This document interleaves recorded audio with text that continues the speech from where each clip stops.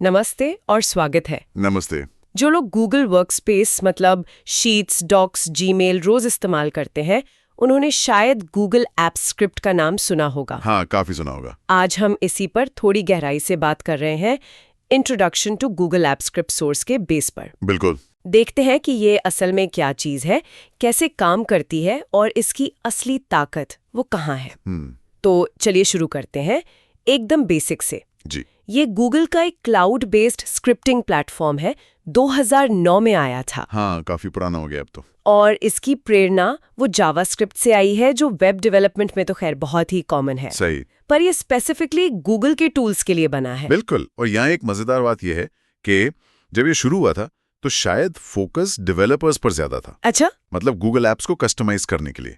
लेकिन धीरे धीरे ये ऐसा प्लेटफॉर्म बन गया है जिसे नॉन डेवलपर्स भी यूज कर सकते हैं। मतलब अपने काम को ऑटोमेट करने के लिए। हाँ, ऑटोमेशन के लिए, कस्टम वर्कफ्लोज बनाने के लिए। ये एक तरह से टेक्नोलॉजी का डेमोक्रेटाइजेशन है, कह सकते हैं। टेक्नोलॉजी का डेमोक्रेटाइजेशन, ये अच्छा पॉइंट है इसका। मतलब बिना कॉम्प्लेक्स कोडिंग जाने भी लोग अपने लिए सॉल्यूशंस बना सकते हैं। हाँ, काफी हद तक। लेकिन किस तरह के सॉल्यूशंस? सोर्स क्या बताता है? क्या क्या यूज हैं इसके? हाँ, कई तरह के हैं। सोच के देखिए, गूगल शीट्स में जो बार बार करने वाले काम होते हैं, जैसे रिपोर्ट्स बनाना, डेटा साफ करना, हाँ बिल्कुल, मंथली रिपोर्ट जनरेट करना, डेटा क्लीन करना, ये सब ऑटोमेट हो सकता है। ओके। फिर जीमेल में आप कस्टम रूल्स बना सकते हैं, जैसे खास तरह की ईमेल्स पर ऑटो रिप्लाई भेजना। अच्छा। गूगल कैलेंडर में इवेंट्स बना सकते हैं सीधे किसी स्प्रेडशीट से। वाह। गूगल ड्राइव में फाइल्स को ऑटोमेटिकली ऑर्गेनाइज करना। यहाँ तक कि मतलब सिंपल वेब एप्लीकेशंस या ऑनलाइन फॉर्म्स भी इससे बना सकते हैं। अच्छा, वेब एप्स भी? हाँ, और सिर्फ गूगल एप्स तक ही नहीं।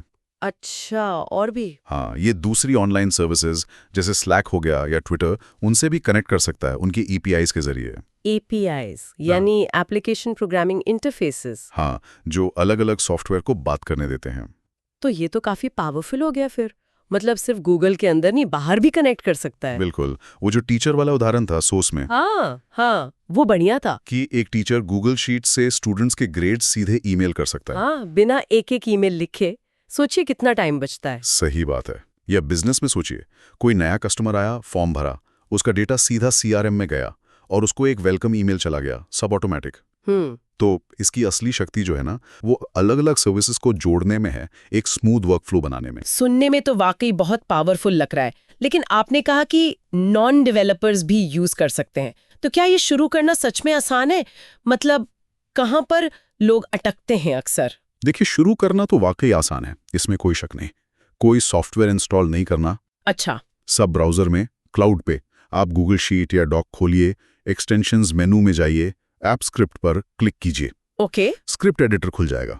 वहां पर एक बेसिक सा कोड फंक्शन माई फंक्शन हो जाएगा, जैसा पहले से होता है। बस अपना कोड लिखिए, रन बटन दबाइए और पहली बार शायद वो परमिशन मांगेगा गूगल सर्विसेज एक्सेस करने की। हाँ, वो तो मांगता है। वो दे दीजिए, बस स्क्रिप्ट अपने आप सेव भी हो जाती है। ठीक है। लेकिन हाँ, आपका सवाल वैलिड है।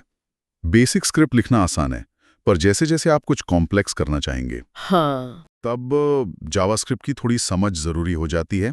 और वहीं पर मतलब लोग कभी कभी अटक जाते हैं, खासकर अगर लॉजिक बनाने में या एरर ढूंढने में नए हैं। जावास्क्रिप्ट की समझ। सोर्स कहता है ये मॉडर्न जावास्क्रिप्ट पर बेस्ड है, तो क्या कुछ खास कॉन्सेप्ट्स हैं जो शुरू में हेल्प करते हैं? हाँ बिल्कुल। अगर कुछ बेसिक चीजें पता हों, जैसे वेरिएबल्स, जैसे लेट नाम इज इक्वल्स टू राहुल। हाँ बिल्कुल, जो डेटा स्टोर करते हैं। फिर फंक्शंस, मतलब कोड के ब्लॉक्स जो कोई काम करते हैं, जैसे फंक्शन काम करो जो। हाँ, एरेज यानी आइटम्स की लिस्ट, जैसे let list is equals to a, b। और ऑब्जेक्ट्स जो रिलेटेड डेटा को ग्रुप करते हैं, जैसे let student is equals to name Rahul, score 85। Okay, ये बेसिक्स पता हों तो काफी मदद मिलती है। और एक कमांड है logger.log। logger.log। हाँ, ये बहुत काम का है। इससे आप स्क्रिप्ट चलते समय बीच बीच में मैसेज प्रिंट करके देख सकते हैं कि क्या हो रहा है। मतलब एक तरह से डीबगिंग में हेल्प करता है। अच्छा, डीबगिंग के लिए, समझ गए। और सोर्स में लाइब्रेरीज का भी जिक्र था, वो क्या है? लाइब्रेरीज, हाँ, वो बेसिकली दूसरों का लिखा हुआ कोड है जिसे आप दोबारा इस्तेमाल कर सकते हैं। Reusable code packages. अच्छा। मान लीजिए आपको कोई कॉम्प्लेक्स काम करना है, जैसे किसी दूसरी सर्विस में सिक्योर तरीके से साइन इन करना। जिसके लिए अक्सर OAuth 2.0 प्रोटोकॉल यूज होता है हाँ। या किसी खास एक्सटर्नल API से डेटा लाना है। तो हो सकता है किसी ने इसके लिए पहले ही एक ऐप स्क्रिप्ट लाइब्रेरी बना रखी हो। ओके। आप बस उस लाइब्रेरी को अपने प्रोजेक्ट में ऐड करते हैं उसकी यूनिक स्क्रिप्ट आईडी से। स्क्रिप्ट आईडी, हर स्क्रिप्ट की अपनी पहचान। हाँ, और फिर आप उसके फंक्शंस को आसानी से यूज कर सकते हैं बिना वो सारा कोड खुद लिखे। इससे काम बहुत तेज हो जाता है। ये तो बहुत बढ़िया है, मतलब दूसरों के काम को लेवरेज करना। एग्जैक्टली। ये सब सुनकर लगता है कि इसमें काफी पोटेंशियल है, लेकिन क्या इसकी कुछ सीमाएं, मतलब लिमिटेशंस भी हैं जिनका सोर्स में जिक्र हो, जैसे कितनी देर स्क्रिप्ट चल सकती है या कितनी बार? हाँ, सोर्स इस पर थोड़ा इशारा करता है। लिमिटेशंस तो हैं। अच्छा, क्या? जैसे एक स्क्रिप्ट एक बार में कितने टाइम तक चल सकती है उसकी एक लिमिट है, एग्जीक्यूशन टाइम लिमिट। और आप दिन भर में गूगल सर्विसेज को कितनी बार कॉल कर सकते हैं उसकी भी लिमिट्स हैं, जिन्हें कोटाज कहते हैं। ओके, कोटाज। फ्री अकाउंट्स के लिए ये लिमिट्स थोड़ी कम होती हैं, तो अगर आप बहुत बड़ा या कॉम्प्लेक्स ऑटोमेशन बना रहे हैं तो इन लिमिट्स का ध्यान रखना जरूरी है, वरना स्क्रिप्ट बीच में ही रुक सकती है। ये ध्यान रखने वाली बात है। तो इस पूरी चर्चा का सार क्या निकलता है, अगर हम सब कुछ समेटे तो? सार ये है कि गूगल ऐप स्क्रिप्ट एक बहुत ही पावरफुल और एक्सेसिबल टूल है। ये गूगल वर्कस्पेस के अलग अलग हिस्सों को आपस में जोड़ने की, उन्हें ऑटोमेट करने की, कस्टमाइज करने की गजब की क्षमता देता है। सही। जावास्क्रिप्ट पर आधारित होने की वजह से ये फ्लेक्सिबल है और गूगल के इकोसिस्टम के साथ इसका जो टाइट इंटीग्रेशन है वो इसकी सबसे बड़ी ताकत है। सही कहा।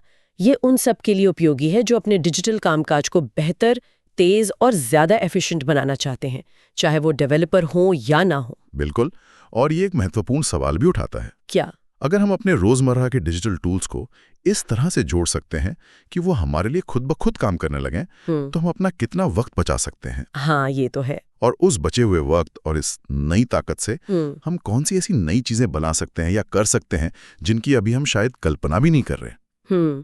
इस ऑटोमेशन की असली संभावनाएं कहाँ तक जाती हैं? ये वाकई सोचने वाली बात